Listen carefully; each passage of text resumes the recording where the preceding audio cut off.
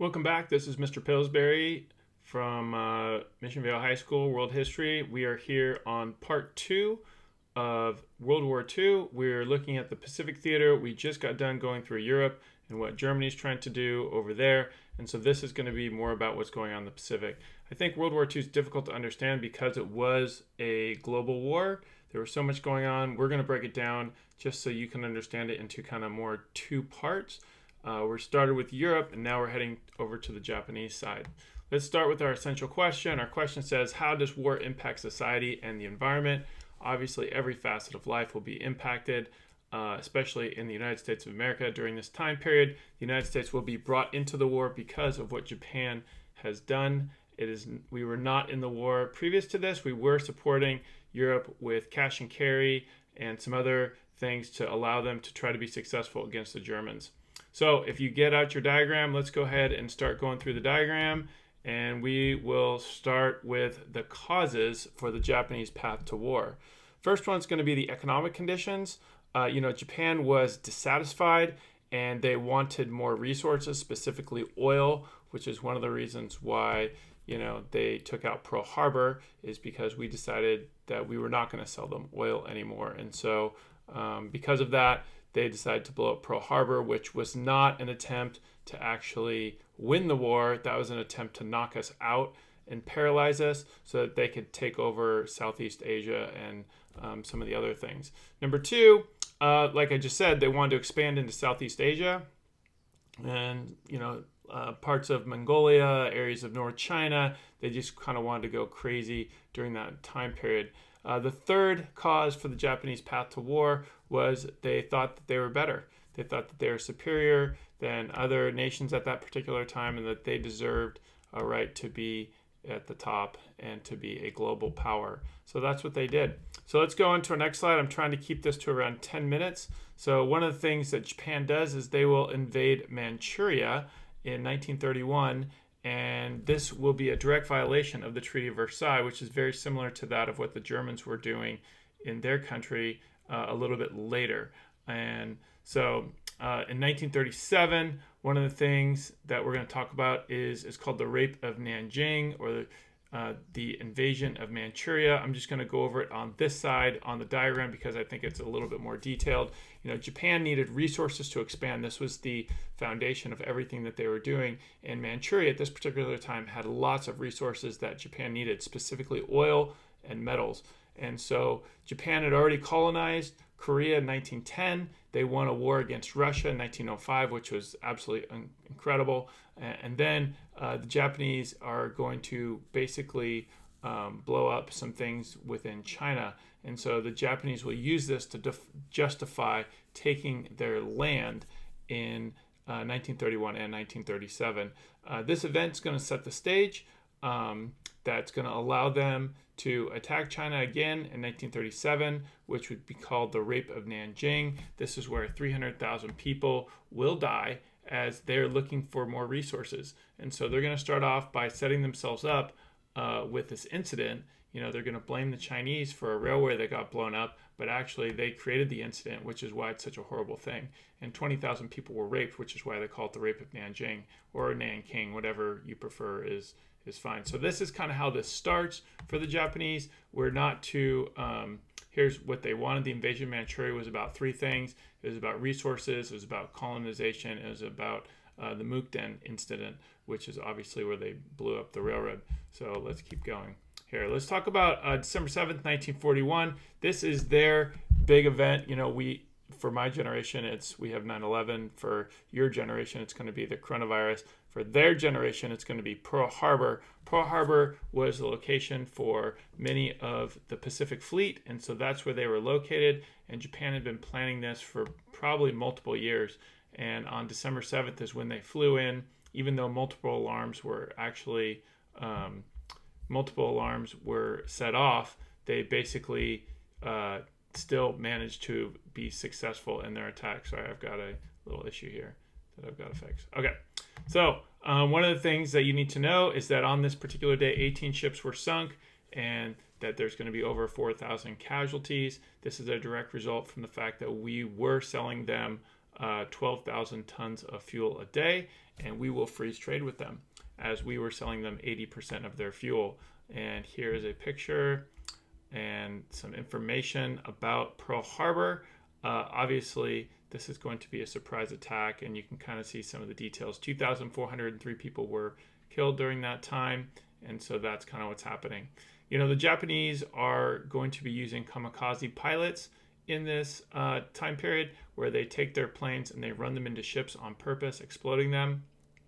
And we will combat this with our strategy. After this, we had to get our military back up and running in 6 months to meet them at Midway Island, which we did.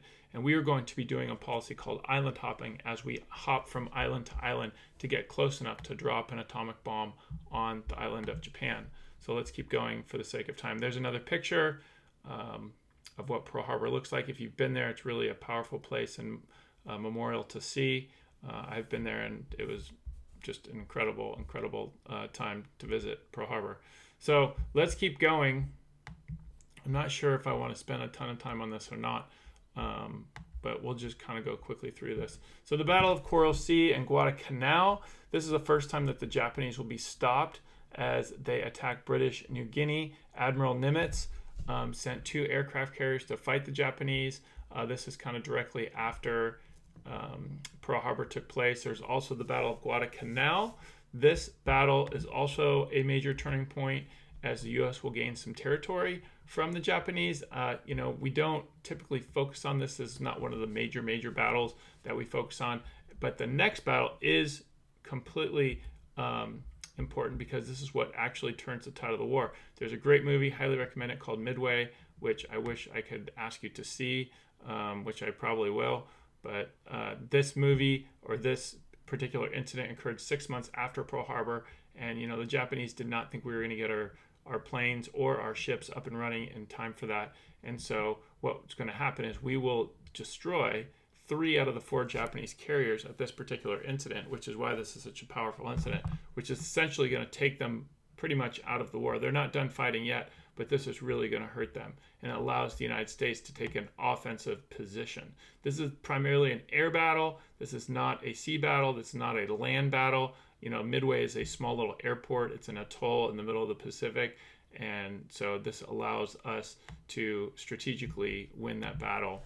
And you can see the losses there. We lost 966 men at that particular battle. Now, the Japanese are going to do some other things, like they had the Bataan Death March in the Philippines. They were actually control of the Philippines, and what they did with some of their people is they would walk them like 65 miles. Many were stabbed, many were beaten. They began the march by executing the officers. Thousands will die. So they gave them no food or water for 3 days, and it just kind of shows you the mindset of the Japanese, as they were absolutely brutal. Here's a quote: "They were beaten, they were starved as they marched. Those who fell were bayoneted. Some of those who fell were beheaded by Japanese officers who were practicing with their samurai swords for horseback. The Japanese culture at that time reflected the view that any warrior who surrendered had no honor, thus was not to be treated like a human being. Thus they were not committing crimes against human beings. The Japanese soldiers at the time felt they were dealing with subhumans and animals." And so that's kind of what they're doing. As we pursue our policy of island hopping, we're going to have this battle called Iwo Jima and Okinawa, which is actually some of the more brutal fighting takes place. Both of these are islands. The U.S. will drop bombs for 3 days prior to invading Iwo Jima. It's actually only 4.5 miles long and 2.5 miles wide. But a third of all the Marines who died in this battle, it was a crazy battle. The Japanese lost 21,000. The U.S. lost 6,891 men, and we will actually control that island until 1968, which is we'll give it back to the Japanese. Okinawa was just as brutal. This was the largest amphibious assault. It was an 82-day battle. We basically lost 12,000 men. The Japanese lost 200,000 men, and this was kind of like another way to get us close enough to drop the atomic bomb on Japan. So here's kind of what we created, what's called the Manhattan Project. The Manhattan Project is about a bomb that we created that is a nuclear bomb, and this bomb was going to be dropped upon Japan. And we used the policy of island hopping to get us close enough to drop that bomb. Here's a practice bomb that was dropped in the desert, I believe, of Nevada, or maybe it was Arizona. I think it was Nevada. But you can see just how big that was. And so we decided to drop the first bomb on Hiroshima. And it was actually in New Mexico. It wasn't in Arizona or Nevada. And it cost about $500,000 to make that. 500,000 to 1,000,000 men to do a land invasion on Japan. So that's kind of why we decided to drop the bomb instead of actually invading Japan, because we would have lost 1,000,000 men. So the first bomb was called Little Boy, and that will be dropped on August 6, 1945. Here's kind of a picture of that. And then the second bomb is going to be dropped on Nagasaki. And so that's going to be August 9th, 1945. And so this is kind of really, ends the war at this particular time, which, the bomb was so powerful that once it was dropped and exploded, a lot of times these shadows were stuck in the ground or burned into the wood or the concrete for up to 10 years. And that's because of the flash was so bright, it made everything else around it go bleached, was bleached from the flash, and then the shadow stayed in place, which is absolutely incredible about that. So that's pretty much the Pacific Theater. Hopefully I did a good job of kind of just explaining what we were doing and what the Japanese were doing at this particular time. This is just a quick overview. So please ask me any questions if you have any questions about anything, as I'm always here to help. Thanks very much.